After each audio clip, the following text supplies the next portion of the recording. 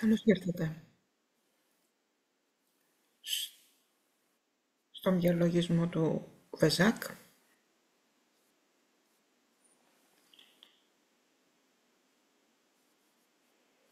Θα ήθελε δύο εθελοντές για να πούνε την πρώτη και τη δεύτερη επίκληση.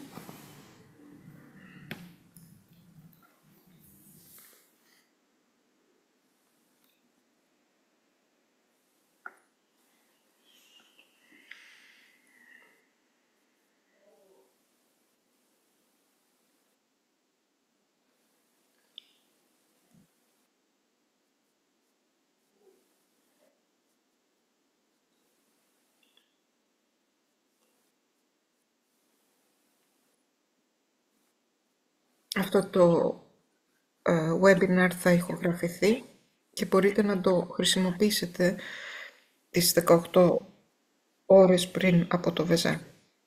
Πριν αρχίσουμε τον οραματισμό,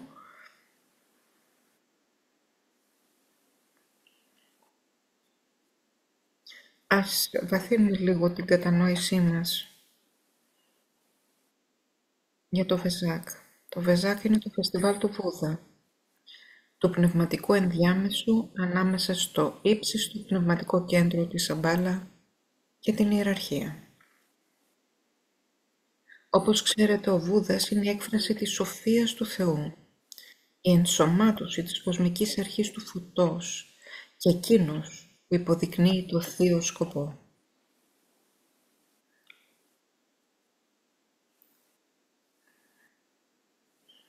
Είναι ο ενδιάμεσος ανάμεσα στη Σαμπάλα και την ιεραρχία. Μας λέγεται ότι τη στιγμή της Πανσελίνου του Μαΐου, ο ίδιος ο Βούδας αποτελεί την ενσωμάτωση της ισχυρής προς τα κάτω έκχυσης ενέργειας, της δυναμικής ενέργειας της Θείας Θέλησης, και για ένα πολύ σύντομο χρονικό διάστημα, 8 λεπτών για την ακρίβεια, κατά την Πανσέλινο του Ταύρου, έρχεται σε επαφή και ευλογεί την ιεραρχία και την ανθρωπότητα.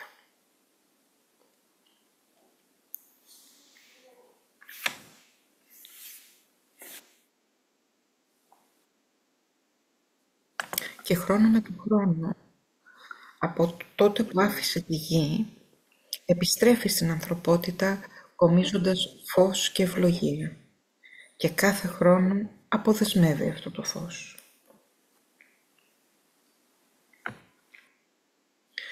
Οπότε πώς το πετυχαίνει αυτό?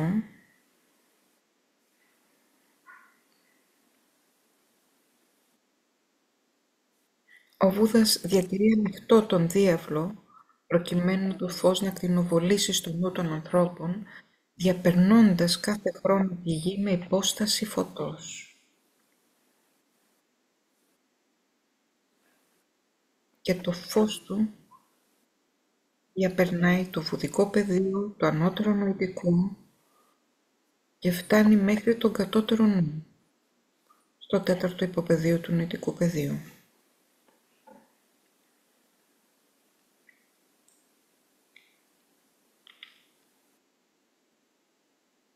Υπάρχει μια κρίσιμη ευθυγράμμιση που λαμβάνει η χώρα μεταξύ της Σαμπάλα, του Χριστού, του Κύριου Βούδα, της ιεραρχίας και της ανθρωπότητας.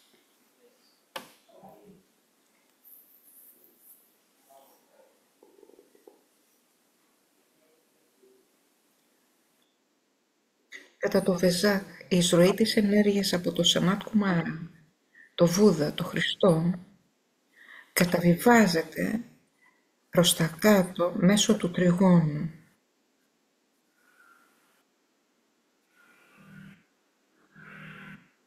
Του Μανού, μέσω του τριγώνου του Μανού, δηλαδή του Χριστού, της Σαμπάλα και της ιεραρχίας. Οι τρεις αντιπρόσωποι της Σαμπάλας μέσα στην ιεραρχία, ο Μανού, ο Χριστός και ο Μαχατσόχα, επικαλούνται το Βούδα, ο οποίος με τη σειρά του διαβιβάζει ακόμα υψηλότερες δυνάμεις και μεταβιβάζει την έκκληση σε εκείνον του οποίου είναι πράκτορας, δηλαδή του Σανάτ Κουμάρα, του Κύριου του κόσμου της Σαμπάλα. Υπάρχει επίσης μία ακόμα κρίσιμη ευθυγράμμιση ανάμεσα στον Κύριο του κόσμου, μέσω του Μανού που εκπροσωπεί την Σαμπάλα, στο Χριστό που εκπροσωπεί την ιεραρχία και τον διδάσκαλο Ρο, τον Κύριο του πολιτισμού, που εκπροσωπεί την ανθρωπότητα. Έτσι τα τρία μεγάλα πλανητικά κέντρα αλληλοσυνδέονται και έρχονται σε στενή συσχέτιση, με αποτέλεσμα την έναρξη μιας τόσο ισχυρής δόνησης και νότας, ώστε γίνεται επίκληση και αποκτάται επαφή με το πνεύμα της ειρήνης.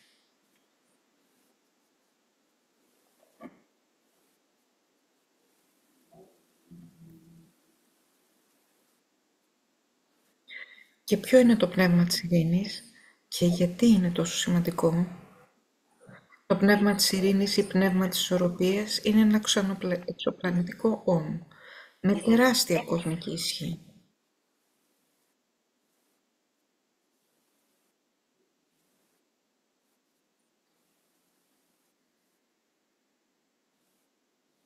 Καθώς το πνεύμα της ειρήνης δεν κατέρχεται από την υψηλή του θέση, ο Χριστός λειτουργεί ως διάβλος για την κατευθυνόμενη ισχύ αυτού. Γιατί είναι τόσο αγνής φύσης το πνεύμα της ειρήνης. Το πνεύμα της ειρήνης είναι προορισμένο να φέρει εν τέλει ειρήνη πάνω στη γη, μέσω της έκφρασης καλής θέλησης που θα δημιουργήσει ορθές ανθρώπινες σχέσεις.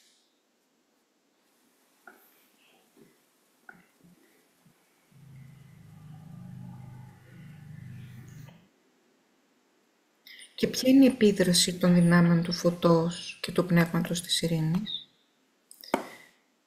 Είναι η φώτιση των διανοιών των ανθρώπων με αγάπη και φως που κατασταλάζει στο νοητικό πεδίο. Το πνεύμα της ειρήνης θα ζωγονίσει την ανταποκριτικότητα της ανθρωπότητας μέσω της επιρροής της ιεραρχίας στο θέλημα του Θεού, που έχει ως βασική πρόθεση την επέλευση της ειρήνης πάνω στη γη.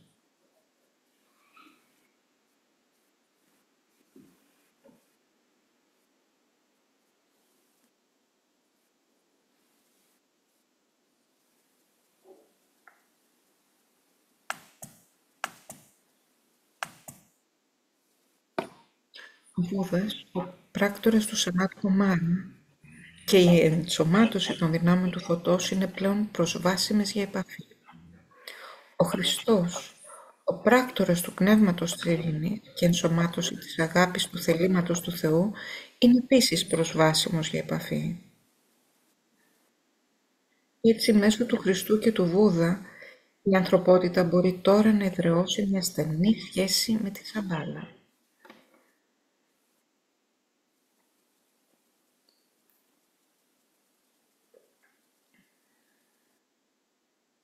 Και το αποτέλεσμα αυτής της άμεσης ευθυγράμμισης με τη Σαμπάλα είναι ότι η ανθρωπότητα θα εισέλθει για πρώτη φορά στο προορισμένο καθήκον της, ως ο νοήμων με αγάπη ενδιάμεσος μεταξύ των ανώτερων καταστάσεων πλανητικής συνείδησης, δηλαδή των υπερανθρώπινων καταστάσεων και των υποανθρώπινων βασιλείων.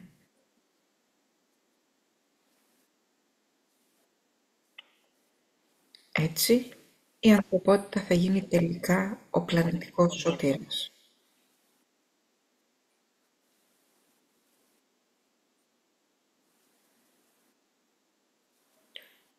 Όπως το έχουν οραματιστεί στο Θείο Σχέδιο.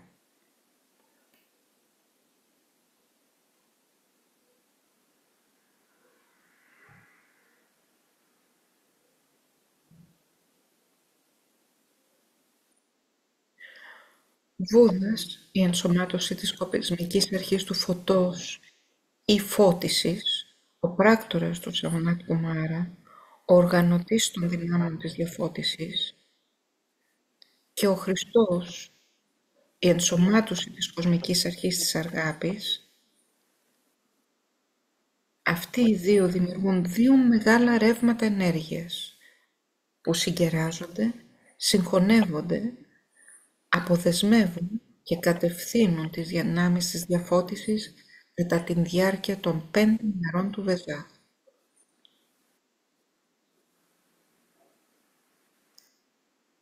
και οι παγκόσμιοι μαθητές, οι μοιημένοι και αποδεδεγμένοι μαθητές κατασταλάζουν αυτή τη συνδυασμένη ενέργεια στον αναμένοντα κόσμο.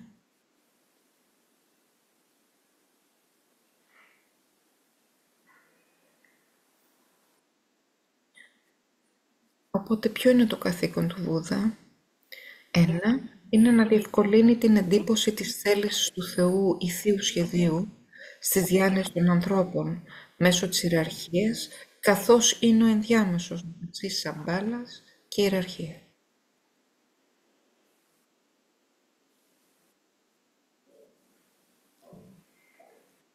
Δεύτερον είναι να διατηρήσει τον διάβλο ανοιχτό, προκειμένου το φως να ακτινοβολήσει στις διάνοιες των ανθρώπων, κομίζοντας κάθε χρόνο υπόσταση φωτός στη γη.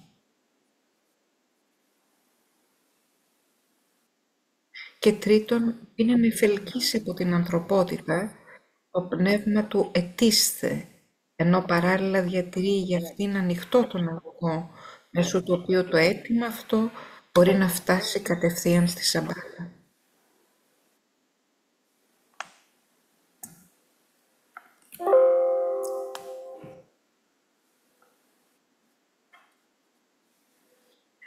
Οπότε ο Βούδας, ο ποφωτισμένος, αποδεσμεύει τις δυνάμεις του φωτός μέσω της ιεραρχίας και του Χριστού στο βουδικού πεδίο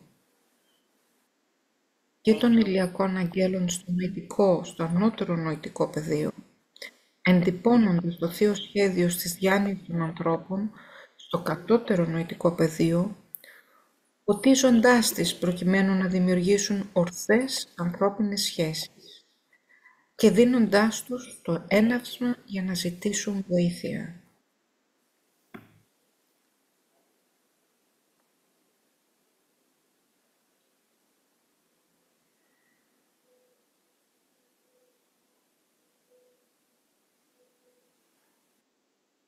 Το καθήκον του Χριστού και του Βούδα κατά την ώρα της Πανσελήνου του Μαΐου είναι να διοχετεύσουν και να ανακατευθύνουν τη σαμπαλική δύναμη.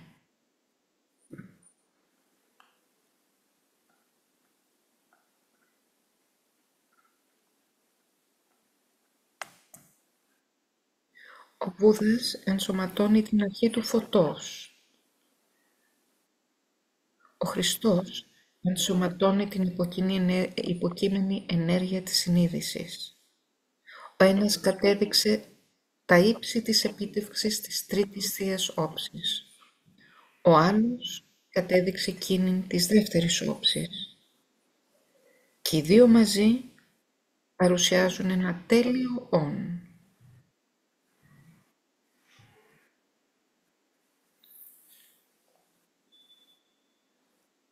Γι' αυτό και τα δύο φεστιβάλ του Βεζάκ και εκείνο του Χριστού θα πρέπει να λογίζονται ως ένα.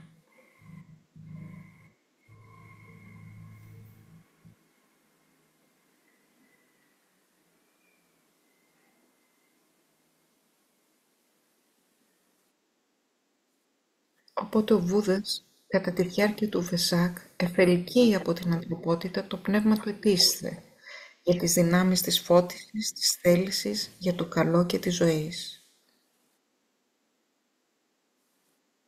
Και αυτές οι δυνάμεις κατασταλάζονται από τον νέο όμιλο εξυπηρετητών του κόσμου στην ανθρωπότητα, παρακινούμενοι με αυτόν τον τρόπο ζητά βοήθεια. Και κατά τη διάρκεια της Πανσελήνου του Ιουνίου, ο Χριστός επιχειρεί να συγκεντρώσει μέσα του την όποια έκκληση, προσευχή και αίτημα, εκπεφρασμένα ή νοερά, διαβιβάζοντάς τα με μια πράξη πνευματικής πρόθεσης στη Σαμπάλα.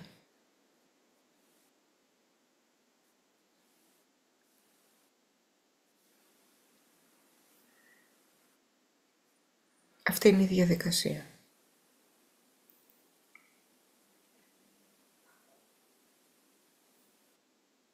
Οπότε τι χρειάζεται εμείς να κάνουμε κατά του Βεζάκ? Ο δάσκαλος του Βαλκούλ μας λέει: «Καλώ λοιπόν τον καθένα από εσάς σε μια μεγάλη υπηρεσία αιτήματος και επίκλησης για λογαριασμό της ανθρωπότητας, αιτήματος για την εισρωή φωτός επί των αποφάσεων των ανθρώπων. Θα σας ζητούσα να ετηθείτε και να αναμένετε την αναγκαία διαφώτιση εκείνων που χρειάζεται να λάβουν αποφάσεις εξ ονόματος των ανθρώπων παντού. Η ατομική σας διαφώτιση δεν έχει καμιά σχέση με αυτό το αίτημα. Έναν ιδιωτελές κίνητρο χρειάζεται και να υπόκειται κάθε ατομικού και ομαδικού αιτήματος.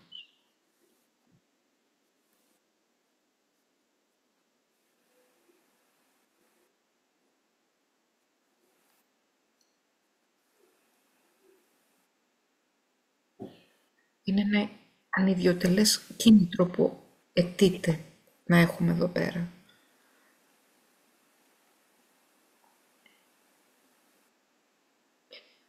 Θα πρέπει να υπάρχει σταθερότητα, ανιδιοτέλεια και σιγή, μαζί με θάρρος και εμπιστοσύνη. Εμπιστοσύνη στην δύναμη των ψυχών σας. Εμπιστοσύνη στην επιβλέπουσα ιεραρχία και εμπιστοσύνη στο σχέδιο.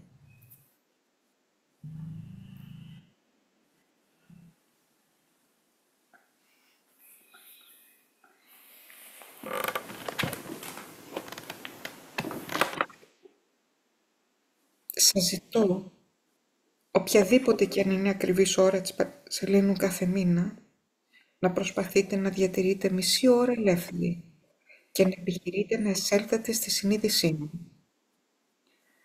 Προσπαθήστε να βρείτε λίγο χρόνο, όσο το δυνατόν πλησιέστερα στην περίοδο της Πανσελήνου, δεδομένων των ιδιαίτερων συνθηκών του καθενός από εσάς. Αυτή, αδελφέ μου, θα πρέπει να είναι μια ομαδική και όχι ατομική προσπάθεια και εγώ ως όμιλο θα αναζητήσω την επαφή μαζί σας.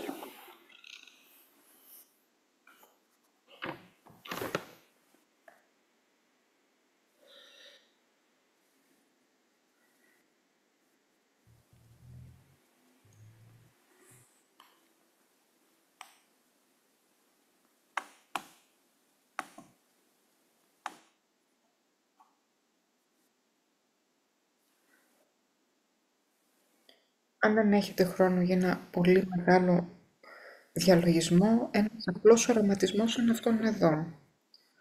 Όπως ένα φυτό απορροφά προς αυτό τα θρεπτικά συστατικά του νερού και του διοξιδίου του άνθρακα και ανατείνει προς το φως, φανταστείτε ομάδες μαθητών να συγκεντρώνουν σε φέσεις ανθρωπότητες τη λαχτάρα των ανθρώπων για ένωση με το Θείο που δεν έχουν ακόμα αναγνωρίσει την επιθυμία τους για μια καλύτερη ζωή, για ορθές ανθρώπινες σχέσεις, ειρήνη και αρμονία στον κόσμο. Μετά προσφέρτε τα στον Βούδα, στην ιεραρχία, στην πηγή της φώτισης και της ζωής. Σταθείτε ως πνευματικά όντα, υπηρετώντας το σύνολο. Έπειτα, όπως το φυτό απελευθερώνει ζάχαρη και οξυγόνο για να θρέψει τα άλλα βασίλεια, δείτε τους ομίλους να κτηνοβολούν φως στις διάνοιες των ανθρώπων, φωτίζοντας τον νοητικό κόσμο, διαγείροντας τις διάνοιες των ανθρώπων, ώστε να αναλάβουν ορθή δράση και να δημιουργήσουν ορθή σχέση μεταξύ τους, ενισχύοντας τη θέληση για το καλό σε όλους όσους αγαπούν την ανθρωπότητα.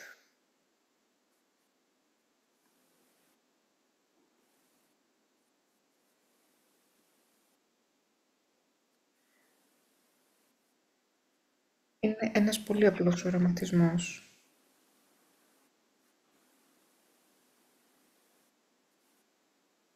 Και ταυτόχρονα δυναμικός.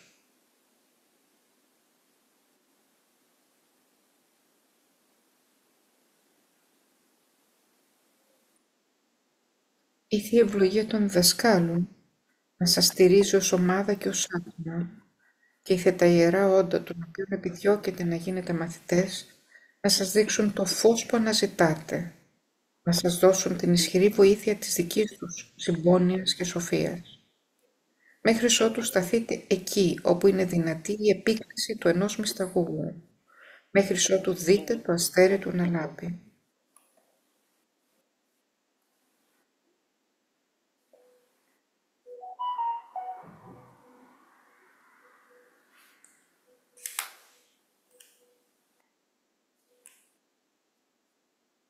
Ας αρχίσουμε τον συγκεκριμένο οραματισμό του Βεζάχ.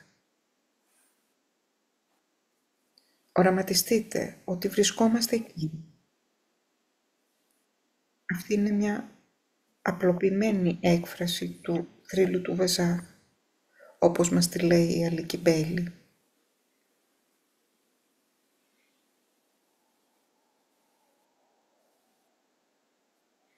Ψηλά στους πρόποδες των οροσειρών των Ιμαλαίων Θιβέτ υπάρχει μια κοιλάδα που ονομάζεται η κοιλάδα του Βεζάχ.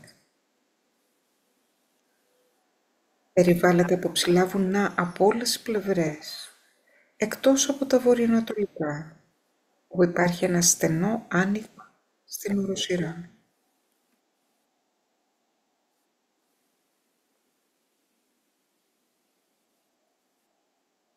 Προς το βόρειο άκρο υπάρχει ένας τεράστιος επίπεδος βράχος.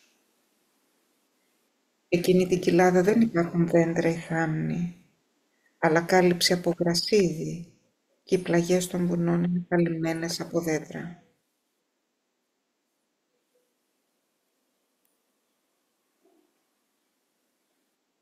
Εκεί συγκεντρώνεται μια ομάδα όντων, οι διδάσκαλοι της ιεραρχίας όλων των βαθμίδων, θεματοφύλακες του λογοϊκού σχεδίου.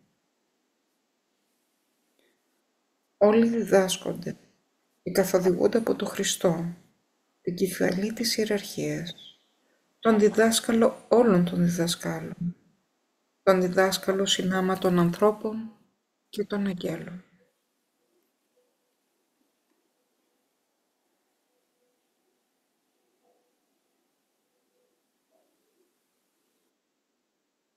Στέκουν όλοι στραμμένοι στο ανατολικό άκρο της κοιλάδας, παραταγμένοι σε ομόκεντρους κύκλους, ανάλογα με τη μυητική τους βαθμίδα.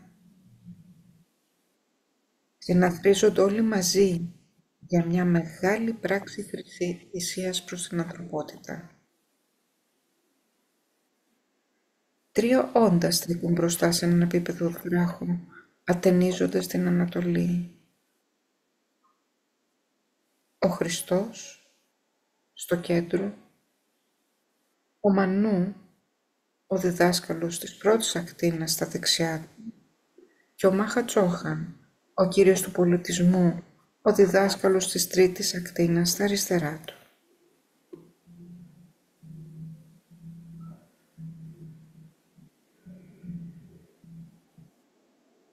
Οι 3 διδάσκαλοι ατενίζουν το βράχο, στο οποίο βρίσκεται τοποθετημένο ένα κρυστάλλινο δοχείο με νερό.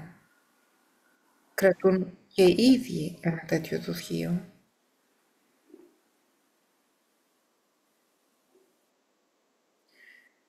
Πίσω από αυτή τη μικρή ομάδα διδασκάλων στέκονται οι άλλοι διδάσκαλοι, μαζί με όλους τους μοιημένους και τους μαθητές τους διαφόρων βαθμίδων, σύμφωνα με το άσραμ τους.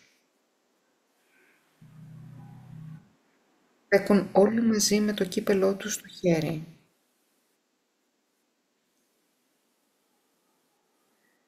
Ένα πλήθος συγκεντρώνεται εκεί, πέρα, κάποιοι με τη φυσική τους παρουσία, ενώ άλλοι με τα υποκειμενικά τους σώματα, όπως εμείς αυτή τη στιγμή.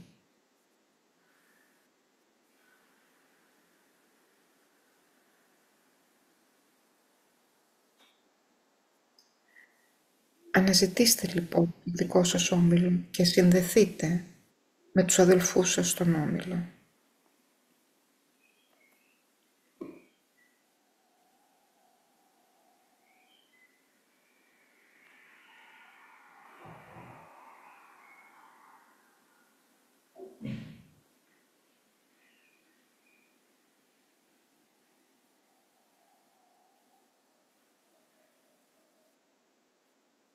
Ολόκληρη η μεγάλη λευκή αδελφότητα στέκει μαζί ως ένα, σε σιγή. με πολλή ευλάβεια, πειθαρχημένη αγνότητα, ανιδιοτέλεια και ύψιστη δεκτικότητα.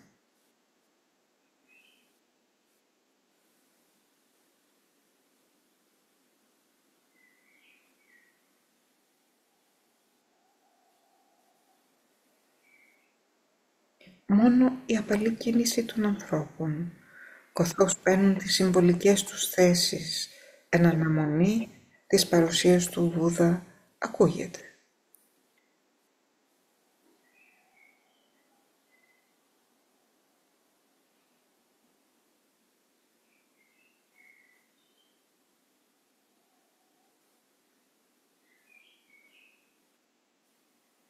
Έπειτα, μια εστιασμένη σιγή κατέρχεται στο πλήθος.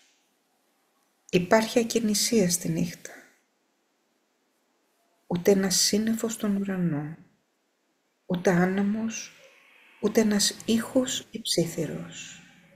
Απόλυτη σιγή.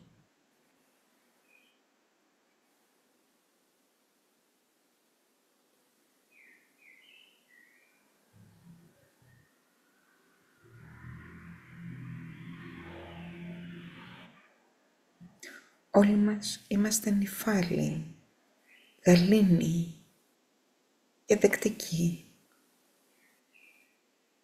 αναμένοντας σε ενατενιστικό στοχασμό την παρουσία του Βούδα, ο οποίος θα εμφανιστεί σε λίγο μόνο για 8 λεπτά, για να πλημμυρίσει την ανθρωπότητα με φως και να ευλογήσει την ιεραρχία και την ανθρωπότητα, διαβιβάζοντας τη θέληση του λόγου σε εμάς.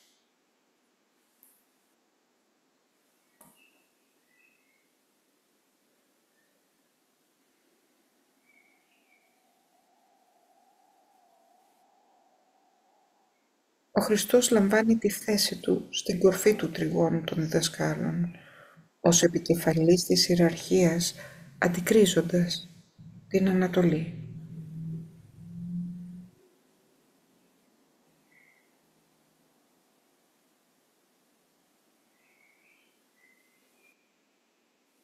Οραματιστείτε τώρα τον Κύριο του κόσμου, τον Σανάτ Κουμάρα, τον λόγο του πλανήτη μας, της γης, να είναι επίσης σε βαθύ διαλογισμό και να δέχεται την ενέργεια της θέλησης από το ηλιακό λόγο, διαβιβάζοντάς την στον Κύριο Βούδα.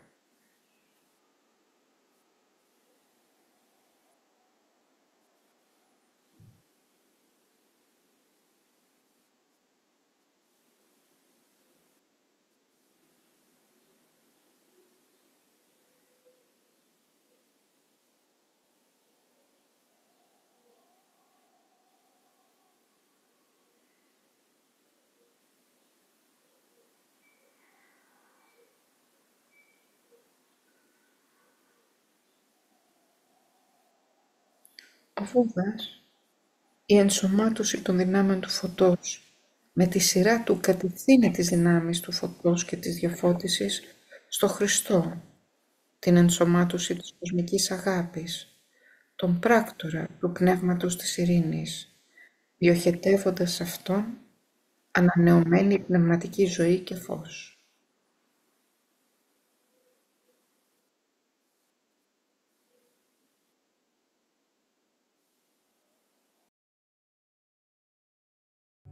And light. And we will pause for 8 minutes.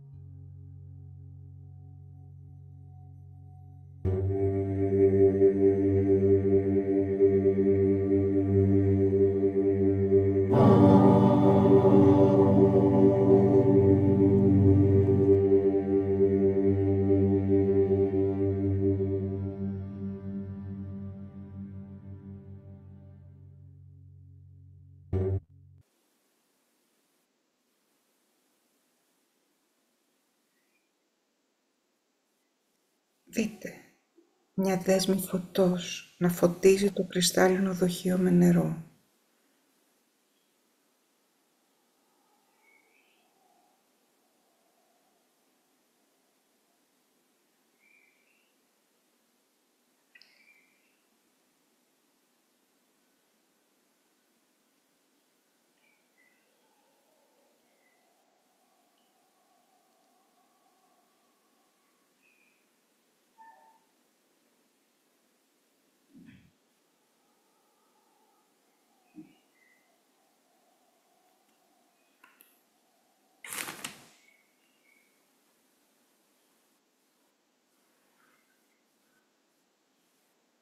Το νερό που μαγνητίζεται από το Βούδα και το Χριστό είναι το σύμβολο της ζωής, της αγάπης και του φωτός, της ειρήνης της γης, της καλής θέλησης στους ανθρώπους, με θεραπευτικές ιδιότητες, για να εμποτίσει όλους, ανανεώνοντας τον πνευματικό προσανατολισμό του καθένα προς ανώτερες αξίες θυσίας, ανιδιοτέλειας και υπηρεσίας.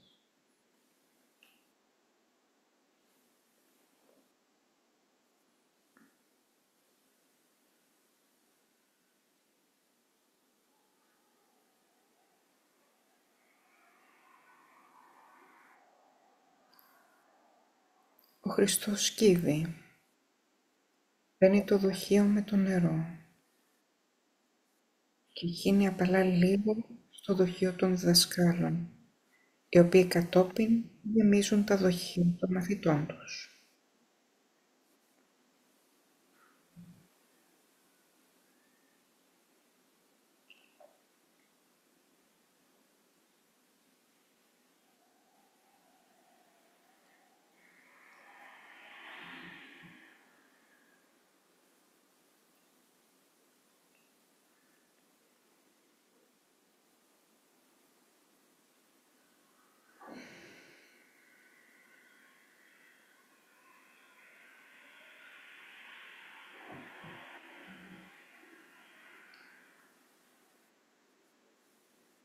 Αυτοί με τη σειρά τους το διανέμουν στο υπόλοιπο πλήθος.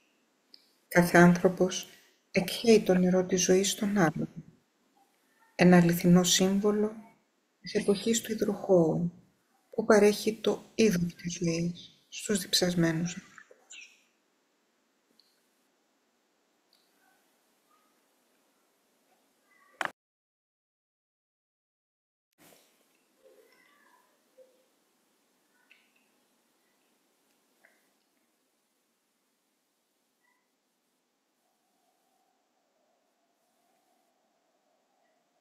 Δείτε συμβολικά ολόκληρη τη συνάθρηση, συμπεριλαμβανομένων και ημών, να στρέφετε προς την υπόλοιπη ανθρωπότητα και με το νου σας και τη φαντασία σας να γεμίζετε με τη βοήθεια της φαντασίας τα κύπελά τους με ζωή, δύναμη, φως και αγάπη.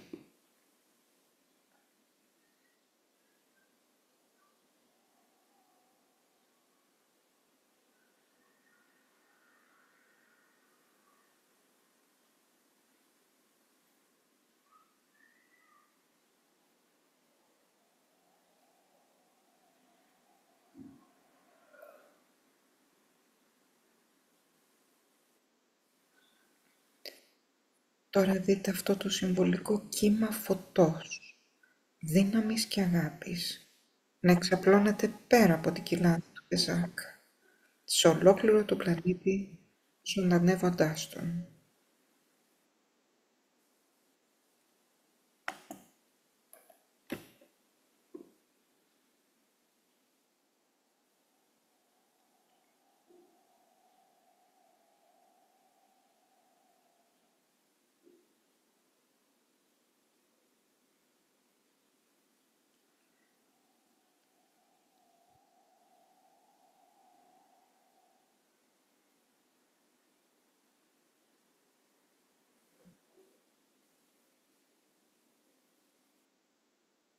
Και φανταστείτε τώρα τον πλανήτη μας, η Γη, να κτηνοβολεί προς τα έξω, τις δυνάμεις της φώτισης, της διαφώτισης και της σοφίας.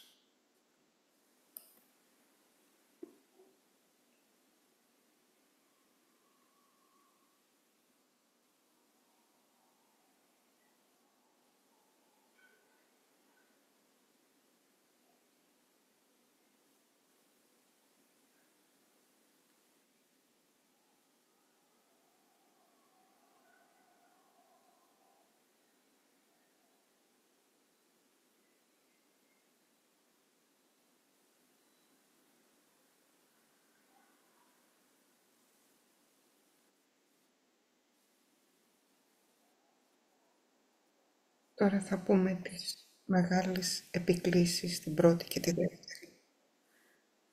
Θα τις πούμε με ένταση αισθήματος, με ενότητα με την ιεραρχία, καθώς αδράχνουμε τη σημασία τους και πιστεύουμε ότι ενσωματώνουν τη θέληση του πλανητικού λόγου.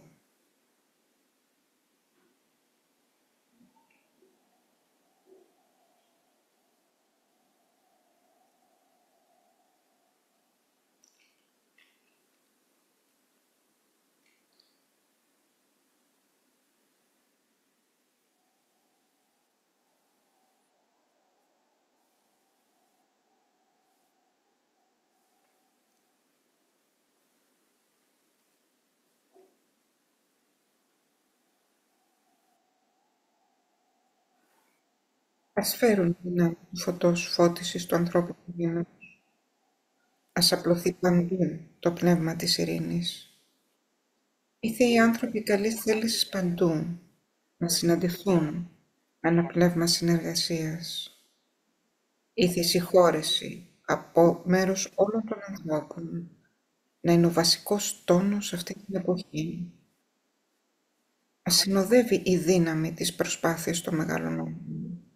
Ας γίνει έτσι και βοήθησέ μας να πραγματοποιήσουμε το μέρος μας.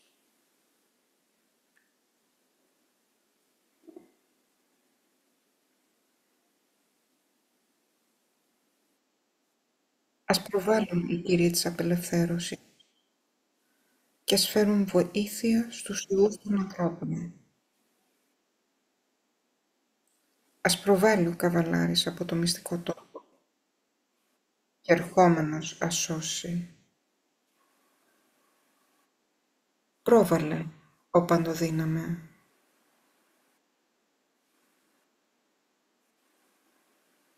Ας αφυπνιστούν οι ψυχές των ανθρώπων στο φως και ας σταθούν με μαζική πρόθεση. Ας εκπαιμφθεί η προσταγή του Κυρίου. Το τέλος της θλίψης ήρθε. Πρόβαλε, ο παντοδύναμε. Η ώρα της υπηρεσίας της λυτρωτικής δύναμης έχει πια φτάσει. Ας απλωθεί παντού ο παντοδύναμε. Το φως, η αγάπη, η δύναμη, ο θάνατος, ας εκπληρώσουν το σκοπό του ερχόμενου. Η θέληση και η σωτηρία είναι εδώ. Η αγάπη για την πρόθεση του έργου έχει πλατιά απλωθεί παντού. Η ενεργός βοήθεια όλων όσων γνωρίζουν την αλήθεια είναι επίσης εδώ. Πρόβαλε ο παντοδύναμε και σμίξε αυτές τις τρεις. Είσαι ένα μεγάλο αμυντικό τείχος. Η κυριαρχία του κακού πρέπει τώρα να τελειώσει.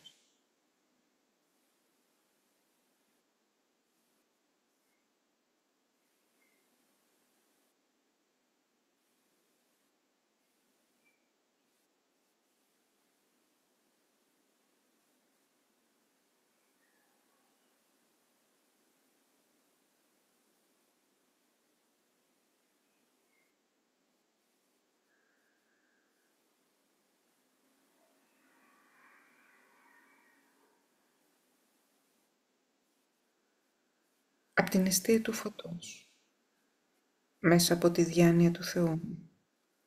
Ας διαχυθεί φως μέσα στις διάνοιες των ανθρώπων. Το φως ας κατέλθει στη γη.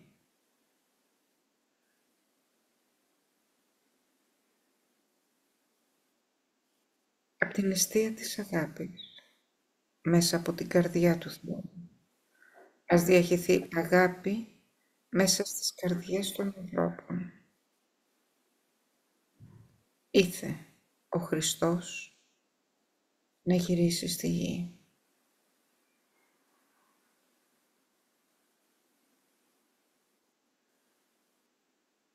Από το κέντρο ονομάζουμε θέληση των ανθρώπων.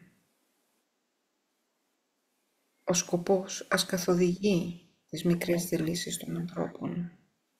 Ο σκοπός που οι διδάσκαλοι γνωρίζουν και υπηρετούν.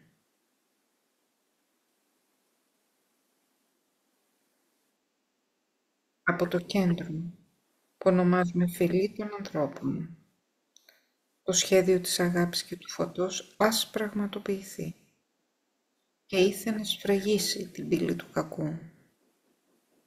Το φως, η αγάπη και η δύναμη ας αποκαταστήσουν το σχέδιο πάνω στη γη.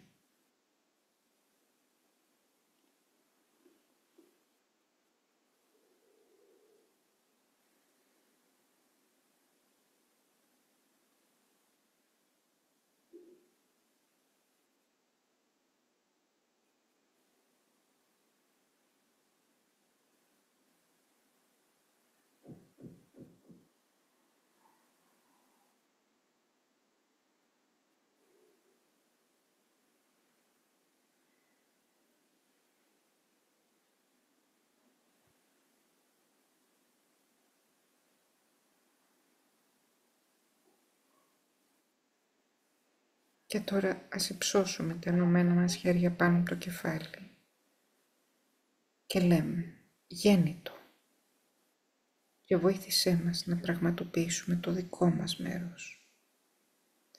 Στην τελευταία λέξη κατεβάστε τα μπροστά από το μέτωπο και μετά αποθέστε τα στην καρδιά.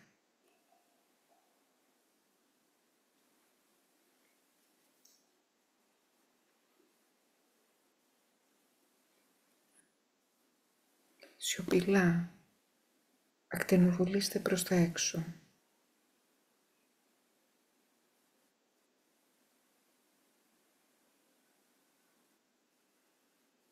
Στο άμεσο περιβάλλον σας. Στην κοινότητά σας. Και πολύ πέρα.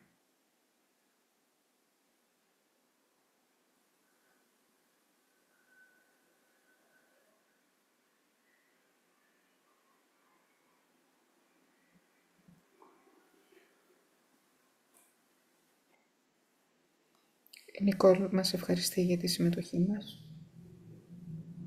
Ευγνωμοσύνη για την παρουσία σας και για την ανιδιοτελή σας υπηρεσία προς την ανθρωπότητα.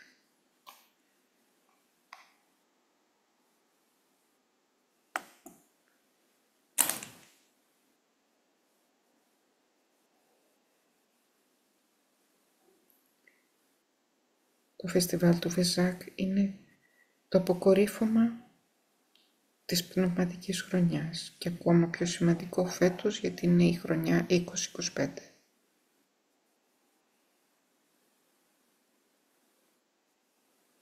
Εκ μέρους της ανθρωπότητας σας ευχαριστώ.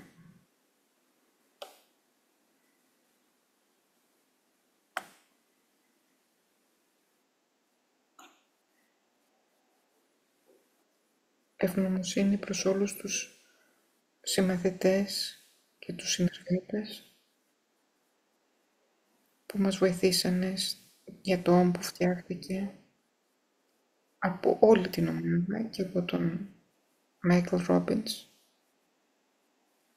δουλεύοντας όλοι μαζί ως ένας.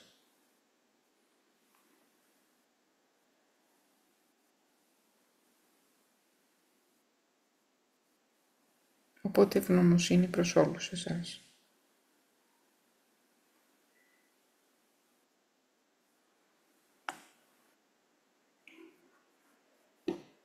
Λόγω του ότι πλησιάζει το κονκλάβιο του 2025,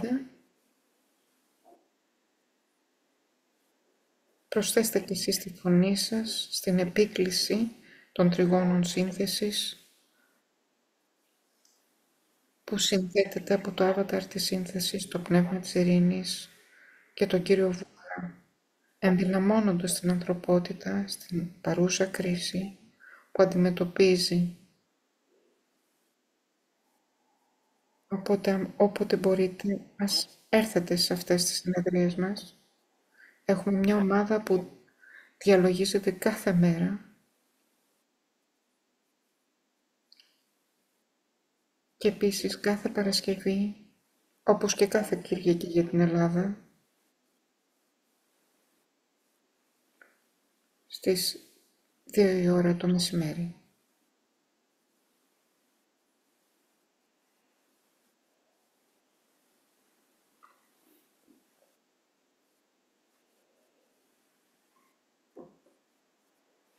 Και η προσπάθεια που κάνουμε εδώ και για πολύ καιρό,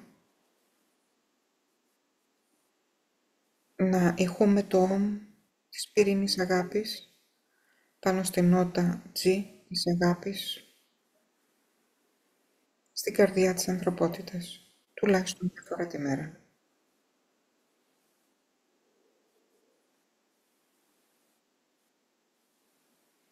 Αν αυτό συμβαίνει μέσα στις 24 ώρες, επειδή τα μέλη μας είναι γύρω από ολόκληρο τον κόσμο, θα έχουμε ένα μεγάλο «Ομ» να ηχεί.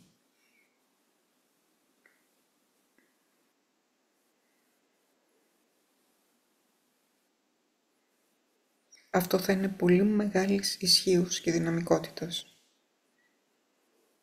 και μεγάλης πνευματικής εισρωής, αν μπορούμε να το κάνουμε σωστά. Παίρνει μόνο μερικά δευτερόλεπτα. Και συμπεριέλαβα εδώ το ομαδικό «Ομ» το οποίο έχουμε φτιάξει σαν ομάδα μαζί με τον Μάικλ Ρόμπινς. Όπου κι αν είσαστε, ηχήστε αυτό το «Ομ» όλη σας στην καρδιά και ηχήστε το ως ομάδα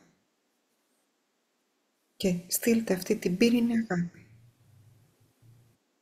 στην καρδιά της ανθρωπότητας. Δεν είναι πολλό να ζητήσουμε κάτι τέτοιο. Είναι 20 δευτερόλεπτα για να ηχήσουμε ένα «Ομ». Μπορείτε βέβαια να ηχήσετε περισσότερο από έναν θέλετε ή πολλά σε μια φορά.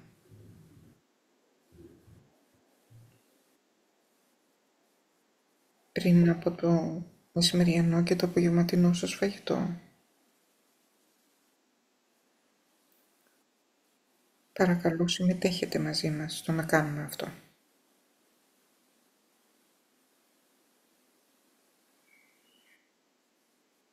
Σας ευχαριστώ που προσθέσατε το φως σας στο δικό μας φως, κάνοντας τον κόσμο μας ένα καλύτερο μέρος.